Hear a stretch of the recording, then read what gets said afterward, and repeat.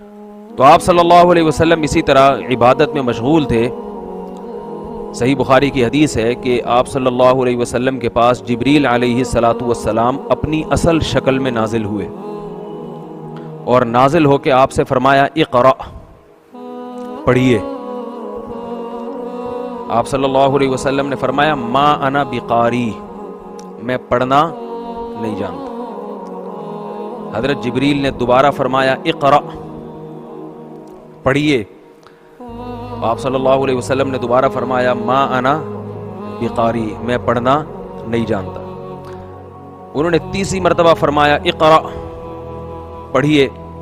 پھر تیسری مرتبہ آپ صلی اللہ علیہ وسلم نے فرمایا ما انا بقاری. اس کے بعد جبریل علیہ السلام نے آپ صلی اللہ علیہ وسلم کو اپنے سینے سے لگایا اور بہت زور سے دبایا.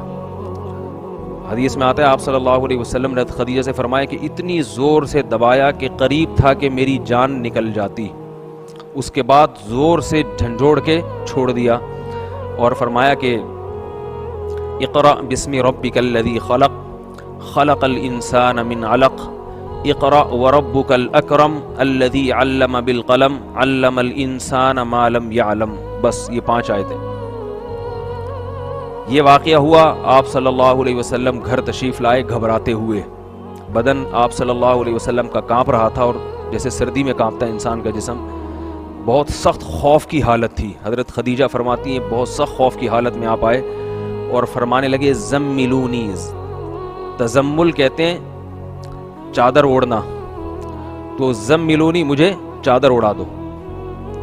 چادر اوڑھ کر لیٹ گئے. جب آپ صلی اللہ علیہ وسلم پر خوف کے اثرات کم ہوئے تو آپ صلی اللہ علیہ وسلم نے اپنی زوجہ حضرت خدیجہ کو یہ واقعہ بتایا اور چونکہ گھبراہٹ تھی واقعہ سنایا تو حضرت خدیجہ نے فرمایا کہ ہرگز یہ کوئی شیطانی کام نہیں ہو سکتا، اس لیے کہ انک تحمل الکل، آپ نے ہمیشہ غریبوں کی مدد کی ہے اور آپ صلی اللہ علیہ وسلم ہمیشہ بیواؤں کا سہارا بنے ہیں، یتیموں کا سہارا بنے ہیں، مدد کرتے ہیں، تو آپ کے ساتھ اللہ تعالیٰ آپ کو ضائع اور برباد نہیں کرے گا.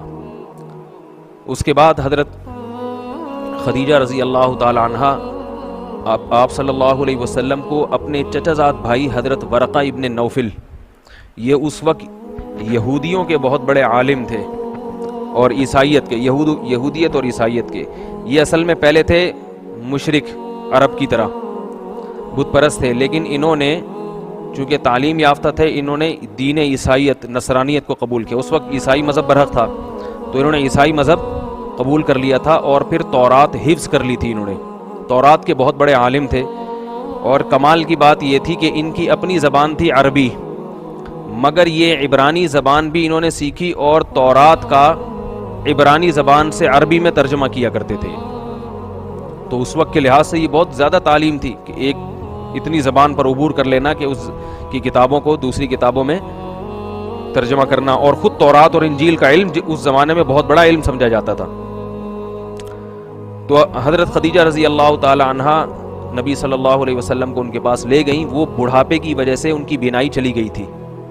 انہوں نے آپ صلی اللہ علیہ وسلم سے حالات سنے، کیا ہوا. آپ نے فرمایا کہ اس طرح ایک شخص آیا، یہ شکل تھی اس کی، اس نے مجھے اس طرح سے بھینچا اور یہ آیات مجھے سنائی. چونکہ وہ تورات انجیل میں نشانیاں جانتے تھے نبی برحق کی، تو انہوں نے فرمایا کہ اللہ کی قسم یہ وہی فرشتہ ہے جو موسیٰ اور عیسیٰ علیہ السلام پہ نازل ہوتا تھا. یہ وہی فرشتہ ہے جو آپ کے پاس آیا ہے اور عن قریب آپ کی قوم آپ کو آپ کے علاقے سے، آپ کے شہر سے نکال دے گی. وہ چونکہ جانتے تھے تورات اور انجیل میں نشانیاں آخری نبی کی، انہوں نے دیکھا کہ ساری نشانیاں ان میں پائی جاتی ہیں اور حضرت خدیجہ سے سن بھی چکے تھے. حضرت خدیجہ نے تو آپ صلی اللہ علیہ وسلم سے نکاح ہی اس لیے کیا تھا کہ یہ دیانتدار ہیں، امانت دار ہیں. تو نبی صلی اللہ علیہ وسلم حیران ہوئے اور فرمائے کہ کیا میری قوم مجھے میرے شہر سے نکال دے گی. فرمایا کہ ہاں تمہاری قوم تمہیں تمہارے شہر سے نکال دے گی، اور جس نے بھی حق کا علم بلند کیا ہے اس کو اسی طرح سزا دی گئی ہے.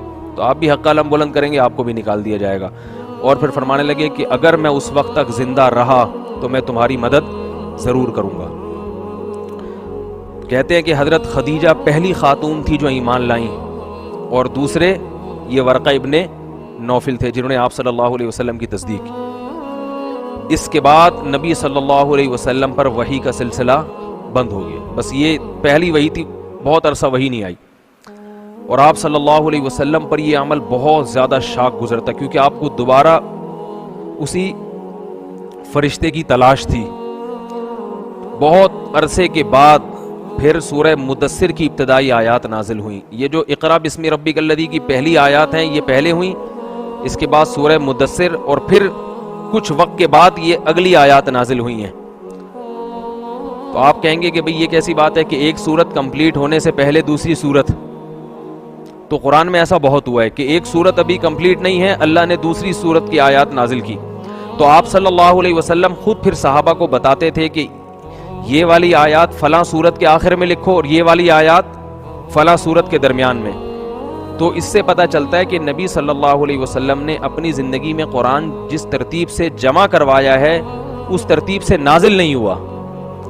اس میں حکمت کیا تھی؟ بڑی حکمت تو یہ ہے کہ نزول کے وقت تو جن آیتوں کی ضرورت تھی وہ ضرورت کے حساب سے نازل کی گئی ہیں. جیسے یہ جو آیت ہے نا, الم یعلم بان علم الانسان ما لم یعلم, یہاں تک ایک مضمون ہے. اس کے بعد آپ صلی اللہ علیہ وسلم چادر اوڑھ کے لیٹ جاتے تھے, تو اس پہ آیات نازل ہوئی, یا ایھا المدثر, اے اوڑھ لپیٹ کر سونے والے, قم فانذر, آپ کھڑے ہوں اور لوگوں کو اللہ کے عذاب سے ڈرائیں, وثیابک فطہر, اپنے لباس کو بھی پاک اور صاف رکھیں.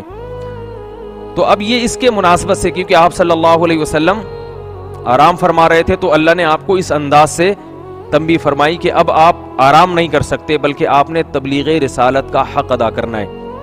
تو اگرچہ الگ صورت ہے, مضمون الگ ہے, تو اس کو الگ صورت میں رکھا گیا, اس لیے اس کو اقرا بسم ربک الذی کے آخر میں نہیں. اور اقرا بسم ربک الذی کے آخر میں وہ صورتیں جو نازل بعد میں ہوئیں مگر وہ اس صورت کے زیادہ مناسب تھیں, اس صورت کا جو مضمون تھا اس میں کمپلیٹ ہو رہا ہے, تو وہ اس میں رکھی گئی ہیں. تو قرآن کو جس ترتیب سے لکھا گیا ہے وہ ترتیب جو کتابی شکل کے زیادہ مناسب ہے, تاکہ جب کوئی تلاوت کرے نا تو تلاوت میں یہ ترتیب سب سے بہترین ہے.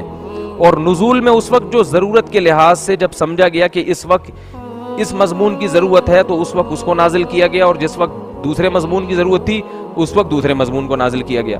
اب ہمیں یہ ضرورت نہیں ہے کہ اس وقت کون سے مضمون کی ضرورت ہے, اس وقت تو ہمارے پاس کتابی شکل میں اس ترتیب سے ہم پڑھیں گے تو ہمیں زیادہ فائدہ ہوگا. تو آپ نے فرمایا کہ ما انا بقاری, میں پڑھنا نہیں جانتا. تو اس کلام میں اور حضرت جبریل کے کلام میں ربط کیا ہے. جب ہم کسی سے کہتے ہیں پڑھو تو مطلب کیا ہوتا ہے؟ جو میں کہہ رہا ہوں وہ پڑھو. اس طرح تو پڑھنا جانتے ہیں نا آپ صلی اللہ علیہ وسلم, جبکہ آپ کیا فرما رہے ہیں؟ میں پڑھنا ہی نہیں جانتا. حالانکہ آپ جو پڑھنا نہیں جانتے تھے وہ پڑھنا جو لکھا ہوا پڑھنا ہوتا ہے. تو یہاں علماء نے اس کے دو مطلب بیان کیے ہیں. ایک تو یہ کہ حضرت جبریل نے جب یہ فرمایا کہ پڑھیے, تو جب بھی کوئی کسی سے کہتا ہے پڑھو تو عام طور پر فوراً یہ بات ذہن میں آتی ہے کہ مجھ سے کوئی لکھی ہوئی چیز پڑھوائی جائے گی. تو آپ صلی اللہ علیہ وسلم بھی یہ سمجھے کہ یہ مجھ سے جو کہہ رہے ہیں پڑھو, تو آگے جس چیز کے پڑھنے کا حکم دیا جائے گا وہ کوئی لکھی ہوئی تحریر ہوگی, کیونکہ آپ نے ہمیشہ اپنے دور میں جس بھی پڑھے لکھے کو دیکھا وہ ہمیشہ کتاب سے ہی پڑھتا تھا. تو آپ صلی اللہ علیہ وسلم کو یہ وہم ہوا کہ شاید مجھ سے لکھی ہوئی تحریر پڑھائی جائے گی, تو اس لیے آپ نے فرمایا میں پڑھنا نہیں جانتا. جبکہ جبریل کی مراد یہ نہیں تھی, بلکہ یہ تھی کہ جو زبانی پڑھنے کا آپ سے کہا جا رہا ہے, جو ابھی میں آیتیں پیش کروں گا آپ کے سامنے, وہ پڑھیں آپ, یعنی پڑھنے کے لیے تیار ہو جائیں. بعض دفعہ جب کسی سے کسی عمل کا کہا جاتا ہے تو مراد فوراً اس عمل میں مشغول ہونا نہیں, بلکہ اس عمل کے لیے اپنے آپ کو تیار کر لیں. ٹھیک ہے نا؟